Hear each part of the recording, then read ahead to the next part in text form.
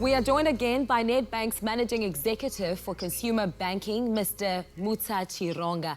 Mutsa, we asked South Africans how they are coping financially during the lockdown, and we thought we'd read some of the comments out to you and get your expert insight and advice. Is that okay? Absolutely. Look forward to it. So this one comes from Samuel M. He says, I've saved a bit, although my grocery budget has increased. All the other things like going out, eating out, and petrol are at an all-time low. So ultimately, I've saved quite a few bucks. What can someone like Samuel do with, those extra savings? How can they be smart about it? Right. So, Samuel, you are in a very common situation. As many people, because we're staying at home, we're not commuting to work. We're not eating out as much, we're not drinking as much, and because it was, April, it was Easter just now, a lot of us didn't go away on the Easter holidays we were going to go on. So a lot of people have got a bit of extra money in their pockets. My advice really is to save that, because, what we're finding in our research is about over 90% of South Africans are getting anxious about potential loss of earnings. And about 40% or so have already experienced some sort of loss of earnings because of the lockdown. So the prudent thing I would say is to really save what you've managed to avoid spending, put it into a short-term savings account, like a 24-hour or 32-day account, so that it's there for you in the eventuality that you have a situation where you've lost some of your income.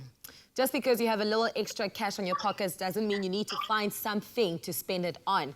Now, this one comes from Jolene Hayward. She says, trying our best to save, but with the kids not at school, they need 3 meals plus snacks, so the food does not seem to last. We save by making easy meals that don't use a lot of ingredients. Also, we are not going to the shops much, so I guess that helps too.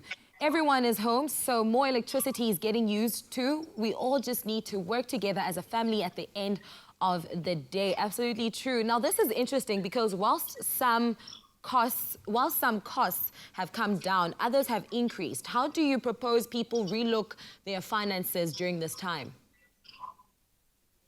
Yeah, no, it's absolutely true. So what I think this extra time that we all have at home is a great time to relook at your monthly budget. So we have a philosophy at Nedbank. We call it the 50-30-20 rule. So you should spend 50% of your income on necessities, things like rent, utility bills like electricity, water, etc.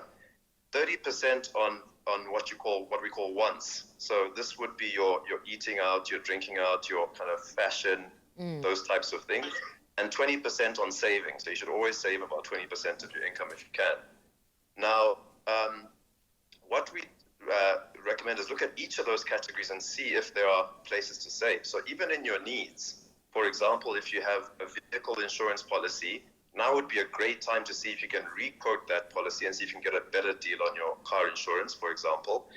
In your wants, these are the types of things that we're not doing very much anymore because we're not going out, we're not having a lot of entertainment spend, so that you should absolutely try and save at this time. Absolutely. But in general, a very good time to be relooking at all parts of your budget. The 50% that's necessity, 30% that's want, the 20% that's saving, and see how you can optimize in these times. Now, lastly, before we let you go, Yvonne Willemse says she's seeing money differently by using her banking app more. She says, I swap my card when purchasing groceries at all times. I believe carrying cash on you is unsafe and touching money is unhygienic. Mutsa, how can people use digital banking most effectively during lockdown? So on the Money app, you can do pretty much all your banking. Any payments, any debit orders you need to reverse, if you want to apply for debt relief, that's a functionality on the app now as well. So all your banking needs are catered for on the app. The other thing which you can do, as I mentioned earlier, is you can actually go and order your grocery shopping on the app through HeyNet. There's a functionality there.